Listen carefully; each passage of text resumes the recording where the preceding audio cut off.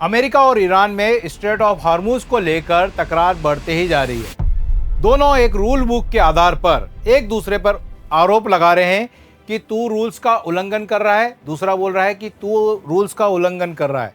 और वो rule book है यूएन क्लॉज, मतलब कि United Nation Convention on law of the sea, मतलब कि समुद्र का संविधान, जो कि सारे देश के दुनिया के समुद्रों पर लागू होता है। मजे की बात यह है, अमेरिका और ईरान दोनों ने ही इस संविधान को अपने संसद के द्वारा लागू नहीं करवाया है, फिर भी दोनों एक दूसरे पर आरोप लगा रहे हैं इसके उल्लंघन को लेकर। आज के इस वीडियो में हम ये जानेंगे कि ईरान ने स्ट्रेट ऑफ हार्मूज में जो टोल लेना स्टार्ट किया है वो क्या सही परिपाटी है, इसके बारे में यूएन क्लॉज क्या कहता है। वैसे तो आप जानते हैं कि दुनिया में 200 से ज़्यादा स्ट्रेट हैं और मैक्सिमम स्ट्रेट किसी न किसी देश के तट पर स्थित है, तो ईरान को फॉलो करते हुए दूसरे देश भी आगे आ जाएंगे। तो फिर क्या ये परिपाटी सही है या गलत, उस पर हम बात करेंगे। इसके अलावा इसके अपोज में जो अमेरिका कर रहा है वो सही है या गलत, चलिए समझते हैं। सबसे पहले जल्दी से हम स्ट्रेट ऑफ हार्मूज की लोकेशन को समझ लेते हैं। स्ट्रेट ऑफ हार्मूज फारस की खाड़ी को ओमान की खाड़ी से और अरब सागर से जोड़ता है। इससे यह पता लग जाता है कि स्ट्रेट ऑफ हार्मूज से जो भी जहाज़ जाता है वो अरब सागर के through south east Asian countries तक पहुंचता है। इसका मतलब यह है कि यहाँ से सप्लाई होने वाले माल पर डिपेंडेंट देशों की बात करें तो उसमें भारत आ जाता है, चाइना आ जाता है, मलेशिया आ जाता है, सिंगापुर आ जाता है, जापान आ जाता है। इसी कारण से जब युद्ध में स्ट्रेट ऑफ हार्मूज को पूरी तरह से बंद किया गया था तो यहाँ की अर्थव्यवस्था पूरी तरह से हिल गई थी। लेकिन अब बात हो रही है टोल लगाने की। तो टोल लगाने की बात हम डिटेल में समझे उससे पहले समझते हैं कि टोल लगाने से क्या फ़र्क पड़ेगा। टोल लगाने से ही क्या होगा, ऑयल प्राइजेस, क्रूड ऑयल की प्राइजेस क्या हो जाएगी, बढ़ जाएगी। एक और बात बता दूं, यहाँ से केवल क्रूड ऑयल सप्लाई नहीं हो रहा, फर्टिलाइजर सप्लाई हो रहे हैं, एलएनजी एलपीजी भी सप्लाई हो रही है, हीलियम गैस भी सप्लाई हो रही है। और एक चीज़ की सप्लाई पर अगर आपने हिडन कोई टैक्स लगा दिया, कोई चार्जेस लगा दिए, तो उस पर डिपेंडेंट कई सारी चीज़ों का दाम भी बढ़ जाते हैं। जैसे कि यहाँ पर अब एग्जाम्पल के तौर पे माने हीलियम गैस सप्लाई होती है। हीलियम गैस काम आती है सेमीकंडक्टर मैन्युफैक्चरिंग में। सेमीकंडक्टर पर डिपेंडेंट मॉडर्न टेक्नोलॉजी है। तो अगर रॉ मटेरियल हीलियम को महंगा कर दिया या उसकी सप्लाई को रोक दिया तो सेमीकंडक्टर के निर्माण में कहीं ना कहीं दिक्कत आएगी, उसके चार्जेस बढ़ जाएंगे और फिर उस पर डिपेंडेंट कई सारी चीज़ें जो मॉडर्न टेक्नोलॉजी, हम मोबाइल फ़ोन हो गया या कई सारे इलेक्ट्रिक व्हीकल यूज़ करते हैं, तो उसकी भी कीमत क्या हो जाएगी, बढ़ जाएगी। क्लियर। तो यहाँ पर सिंपल एग्जांपल के लिए मैं ऑयल प्राइजेस को ले रहा हूँ। क्रूड ऑयल के प्राइजेस बढ़ जाएंगे टोल लगाने से। क्रूड ऑयल की प्राइस बढ़ गए तो इसका मतलब उसकी रिफाइनिंग महंगी हो जाएगी और उस पर जो बाय प्रोडक्ट निकलेगा, पेट्रोल डीजल, उनकी भी कीमतें बढ़ जाएगी। और जब उनकी कीमतें बढ़ेगी तो उस पर डिपेंडेंट चलने वाली गाड़ियाँ, बस, ट्रक, उनके की कॉस्टिंग भी बढ़ेगी। और बस की, ट्रक की अगर कॉस्ट बढ़ जाती है चलाने की, तो उससे जो सप्लाई होने वाले सामान है, सब्जियां, फल, इन सब के भी रेट बढ़ जाएंगे। और जब इनके रेट बढ़ते हैं तो उसका सीधा असर किस पर पड़ता है, आपकी जेब पर। इन सभी चीज़ों को देखते हुए इसको ऑयल की लाइफलाइन कहा जाता है, स्ट्रेट ऑफ हार्मूज को। और क्यों कहा जाता है ये तो आप जानते हैं कि 20% ग्लोबल सप्लाई क्रूड ऑयल की इसी स्ट्रेट ऑफ हार्मूज से होती है। लेकिन उससे भी ज़्यादा इम्पोर्टेंट बात यह है कि इसमें 84%, यानी कि जो एशियन कंट्रीज़ का 84% क्रूड ऑयल का जो सप्लाई होता है वो स्ट्रेट ऑफ हार्मूज से होता है। तो एशियन कंट्री के लिए ज़्यादा इम्पोर्टेंस रखता है। 83% एलएनजी स्ट्रेट ऑफ हार्मूज से एशियन कंट्रीज़ पे सप्लाई होता है। इसी कारण से आपने देखा होगा कि युद्ध चालू हुआ तो यूरोप के देशों में ज़्यादा हाहाकार नहीं मचा, अमेरिका में हाहाकार नहीं मचा। हाहाकार कहाँ मच रहा था, एशियन कंट्रीज़ में, पाकिस्तान में हो, बांग्लादेश में हो, नेपाल में हो, भारत में हो, है ना। वो इसलिए पड़ रहा था क्योंकि हमारा सप्लाई चेन जो है उसका मैक्सिमम पार्ट जो है वो इसी स्ट्रेट ऑफ हार्मूज से आता है, तो इसलिए हमको ज़्यादा फ़र्क पड़ा। तो ये तो अभी हमने देखा कि स्ट्रेट ऑफ हार्मूज हमारे लिए क्यों महत्वपूर्ण है। अभी हम ताज़ा मामले को देखें। ताज़े मामले में यह है कि ईरान ने पहले चरण में तो इसको बंद ही कर दिया था पूरी तरह से, लेकिन अभी हाल ही में उसने बोला है कि अब हम यहाँ से टोल वसूलना स्टार्ट करेंगे। अब टोल वसूलने की बात अगर हम देखें तो युद्ध के पहले चरण के समय में ही ईरान ने अपनी संसद में एक बिल पारित किया था। बिल का नाम था हार्मूज मैनेजमेंट प्लान। उसके तहत इन्होंने बोला था कि हम चूँकि स्ट्रेट ऑफ हार्मूज के एक तटीय देश हैं, जिसके कारण हमको इसकी सिक्योरिटी और एनवायरनमेंट प्रोटेक्शन के लिए चार्ज लेने का राइट बनता है।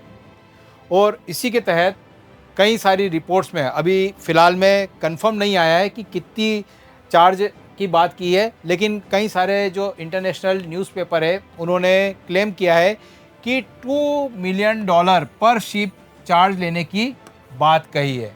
अब $2 मिलियन पर शिप लेने की बात तो ईरान ने कर दी, लेकिन ये बात इसलिए कही ईरान ने क्योंकि ईरान का ये कहना था भैया कि नेशनल कंट्रोल जोन में आता है, इकोनॉमिक सोवरेनिटी, हमारी आर्थिक संप्रभुता को देखते हुए भी हम इस चार्ज ले सकते हैं। इसके अलावा सिक्योरिटी मेजर्स हो गए, टेरिटोरियल जुरिस्डिक्शन, इन सब कारणों को लेकर हम इस पर चार्ज वसूल कर सकते हैं। यहाँ से कोई भी जहाज़ निकलेगा उससे हम टोल ले सकते हैं। वहीं पर फिर एंट्री होती है यूएनओ की, क्योंकि लोग ये बोलेंगे भैया ये तो एक अंतर्राष्ट्रीय रास्ता है, प्राकृतिक रास्ता है, ये स्ट्रेट प्राकृतिक बना हुआ है, मैन मेड नहीं है, जैसे कि स्वेज कैनाल हो गई या फिर आपकी पनामा हो गई, जिनको मानव ने बनाया है। ये मानव ने नहीं बनाया है, ये तो एक प्राकृतिक रास्ता है। तो यहाँ पर तो हर जहाज को इंटरनेशनल लॉ के अनुसार गुजरने का राइट होगा। इसी दरमियान आपको मालूम होगा यूएनओ ने एक यूएन क्लॉज करके, जिसे समुद्र का संविधान कहते हैं, United Nation Convention on law of the sea, इसे 1982 में अडॉप्ट किया गया था सारे दुनिया के समुद्र से जहाज़ों के आवागमन को सुगम बनाने के लिए। 160 से ज़्यादा देशों ने इस पर साइन किए और फाइनली इसको रेटिफाई किया गया 1994 में। मतलब कि 1994 से ये संविधान लागू है। लेकिन अमेरिका और ईरान दोनों ने ही इसके संविधान को लागू नहीं किया है। मतलब कि ईरान का ये कहना है इस पर टोल लगाने के कारण कि भैया हमने तो यूएन क्लॉज को रेटिफाई नहीं किया है, तो फिर कौन सा कानून, कौन सा अंतर्राष्ट्रीय कानून। और अमेरिका ने भी वैसे तो रेटिफाई नहीं किया है, लेकिन अमेरिका को तो वैसे भी जानते हैं कि उसके लिए यूएनओ, सिक्योरिटी काउंसिल, फलाना डिमकाना जितने भी इंटरनेशनल नियम हैं वो कोई भी महत्व नहीं रखते हैं, क्योंकि उसने तो रातों रात एक देश के राष्ट्रपति को उठाकर अरेस्ट करके लेके आ गया, तो उसके लिए कोई इंटरनेशनल कानून वैसे भी कोई महत्व नहीं रखता। लेकिन अगर हम यहाँ पे यूएन क्लॉज की बात करें तो यूएन क्लॉज के अनुसार किसी भी स्टेट से गुजरने के लिए उसने यूएन क्लॉज को अगर हम देखें तो उसमें एक आर्टिकल 26 आता है। आर्टिकल 26 में एक बात की गई है ट्रांजिट पासेज की। यहाँ पर एक और चीज़ है, इस यूएन क्लॉज में एक तो ट्रांजिट पासेज की बात की गई है और एक इनोसेंट पासेज की बात की गई है। ट्रांजिट पासेज का मतलब यह है कि जो प्राकृतिक रास्ते हैं, समुद्री रास्ते हैं, उसमें से किसी भी जहाज को आप फ्री आवागमन से नहीं रोक सकते हो, यानी कि आप किसी का रास्ता बाधित नहीं कर सकते हो। इसके अलावा इस यूएन क्लॉज में टेरिटोरियल समुद्र क्या कौन सा होगा, टेरिटोरियल बॉर्डर कौन सी है, आपके एक्सक्लूसिव इकोनॉमिक जोन कौन सा रहेगा, 12 नॉटिकल मिल, 200 नॉटिकल मिल, फिर उसके बाद में हाई सी कहाँ रहेगा, किस देश के क्या क्या राइट रहेंगे, उन यानी कि समुद्र की बॉर्डर्स के बारे में भी इस यूएन क्लॉज ने क्लियरली बताया है। अब ट्रांजिट पासेज की बात करें तो यहाँ से सभी जहाज़ों को निकलने का राइट है, लेकिन यहाँ पर एक और बात आती है इनोसेंट पासेज। अच्छा, ट्रांजिट पासेज में एक और बात है, समुद्र से केवल जहाज ही नहीं गुजरते, सब मरीन पनडुब्बियाँ जो कि समुद्र के अंदर चलती है, तो इस ट्रांजिट पासेज के तहत स्ट्रेट से निकलने के लिए यानी कि पनडुब्बियों को भी आप नहीं रोक सकते। लेकिन एक और पासेज की बात की गई है इस यूएन क्लॉज में, वो है इनोसेंट पासेज। इनोसेंट पासेज का मतलब ये है कि जितना भी जहाज़ों का आवागमन होगा वो तटीय देश की सुरक्षा को देखते हुए होगा। मतलब ऐसा नहीं कि आप बम गोले लेकर जहाज़ से निकले और कोई भी देश आपको स्टेट से गुजरने देगा, ऐसा नहीं। एक तो ये है यानी कि शांतिपूर्ण तरीके से पैसेज को आप रोक नहीं सकते हो, आप हथियारों की सप्लाई वाला जहाज़ नहीं ले जा सकते हो, क्लियर। इसके अलावा अगर कोई सबमरीन यानी कि अगर इनोसेंट पासेज के तहत सबमरीन जो कि समुद्र के नीचे से निकल रही है, तो उसको इसको पास करते हुए, यानी कि जब स्ट्रेट से गुजरेगी तो उसको उस समय क्या होगा, समुद्र के ऊपर आकर अपना झंडा दिखाना होगा। और इस बात को लेकर कई बार अमेरिका और ईरान में झड़प होती रहती है, क्योंकि आपको मालूम है अगर सबमरीन का मेन मकसद क्या है कि समुद्र के नीचे गुप्त तरीके से वो चलती रहे। अगर वो ऊपर आके अपना झंडा दिखा देगी तो तुरंत कहीं जो दुश्मन देश हो गए उसको लोकेशन मालूम पड़ जाएगी कि सबमरीन इसकी कहाँ है, किस समय कहाँ पर चल रही है, तो दूसरे देश क्या हो जाएंगे, सतर्क हो जाएंगे। तो कहीं ना कहीं इसको लेकर तनाव बना रहता है था पहले भी अमेरिका और ईरान के बीच में। क्लियर। तो यहाँ पर अगर हम दो चीज़ें समझ ली हमने यूएन क्लॉज के तहत, ट्रांजिट पासेज और इनोसेंट पासेज, ये दो बात क्लियर कही गई है यूएन क्लॉज में। उसके तहत स्ट्रेट ऑफ हार्मुज में ईरान कोई भी टैक्स नहीं ले सकता है, यानी कि ईरान के पास कोई भी राइट नहीं है कि वो इसके लिए टोल ले। लेकिन एक बात और कही गई है यूएन क्लॉज में कि अगर ईरान स्ट्रेट ऑफ हार्मुज से गुजरने वाले जहाज़ों को स्पेशल सर्विस अवेलेबल कराता है नेविगेशन के लेकर, है ना, नेविगेशन को लेकर लाइट्स अवेलेबल कराता है या फिर लॉजिस्टिक सर्विसेज अवेलेबल कराता है, क्लियर, तो उसके लिए ईरान चार्ज ले सकता है। मतलब कि जहाज़ को केवल जाने आने के नाम पर आप टोल के लिए नहीं रोक सकते हो, आप उससे कोई वसूली नहीं कर सकते हो। हाँ, आप कोई स्पेशल सर्विस दोगे तो उसके लिए आप चार्ज ले सकते हो। लेकिन एक और बात है, ये चार्ज ऐसा नहीं होगा कि मैं फलाने मेरे मित्र देशों से चार्ज नहीं लूँगा और दूसरे देशों से चार्ज लूँगा, यानी कि यूरोप के जहाज़ जाएंगे तो उनसे चार्ज नहीं ले रहे हैं, चार्ज ले रहे हैं, और दूसरे मित्र देश हैं उनसे चार्ज नहीं ले रहे हैं, तो उसमें कोई भी पक्षपात नहीं होगा। क्लियर। तो ये दो चीज़ें आपको समझ में आ गई, एक तो ट्रांजिट पासेज, एक इनोसेंट पासेज, और ये स्पेसिफिक सर्विस फ़ी, इसका जो मामला है यूएन क्लॉज का वो आपने समझ लिया। यहाँ पर ये तो आपने यूएन क्लॉज समझ लिया। अब लेकिन आप समझेंगे कि टोल लेने की बात हुई है तो ईरान को आप दोषी क्यों करार दे रहे हो यूएन क्लॉज के आधार पर। चार्ज तो सुएज कैनाल वाले और पनामा कैनाल वाले भी लेते हैं, उसको तो आप सही ठहराते हो, लेकिन स्ट्रेट ऑफ हार्मुज में जैसे ही टोल लेना चालू करा तो आप ईरान के खिलाफ हो गए।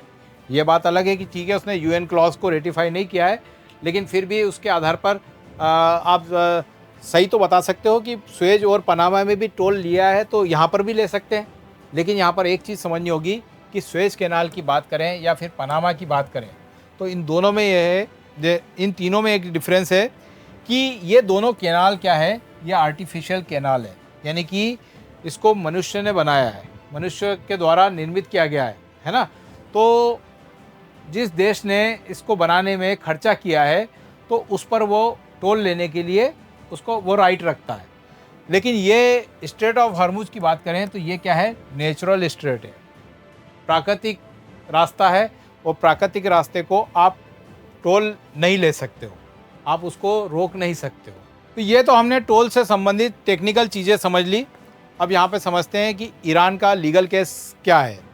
देखिए, ईरान की ये बात हमने देख ली कि यूएन क्लॉज को साइन जरूर किया था लेकिन रेटिफाइड नहीं किया था, तो इसका आधार पे ईरान बोलता है कि भैया हम इस ट्रीटी को मानने के लिए बाध्यकारी नहीं है।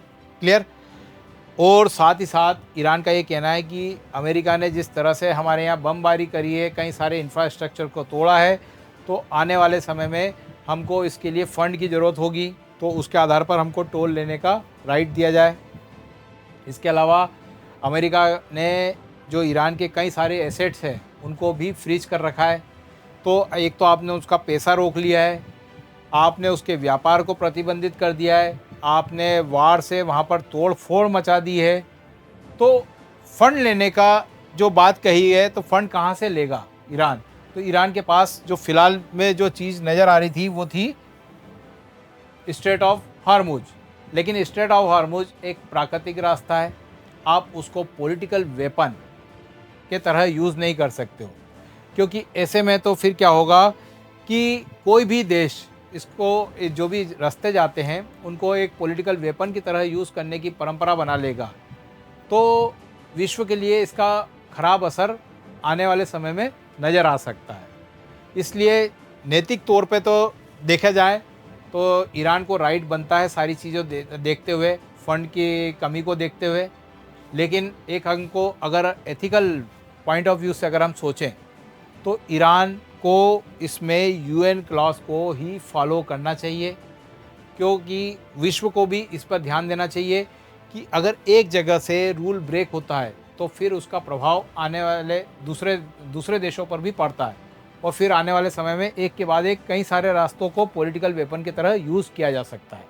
तो ये दोनों तरह की चीज़ों को इंटरनेशनल मीडिया को भी समझना चाहिए, कई सारी जो विश्व की सरकारें हैं, बड़े बड़े देश हैं, उनको समझना चाहिए और इसका मिलजुल कर बातचीत के आधार पर रास्ता निकालना चाहिए। लेकिन अभी इसमें एक कदम और आगे बढ़कर क्या हुआ कि ईरान ने तो इसको रोकने की बात कही थी, लेकिन अब अमेरिका ने एक और नया पैंतरा चल दिया है। अमेरिका ने बोला कि भैया कि स्ट्रेट ऑफ हार्मुज से अगर जो भी जहाज़ टोल देकर ईरान को टोल देकर आगे बढ़ेगा, उस जहाज़ को अमेरिका आगे रोक लेगा। तो अमेरिका तो और एक कदम आगे बढ़ गया। स्ट्रेट ऑफ हार्मुज तो फिर भी कम से कम ईरान की सीमा में आ रहा है।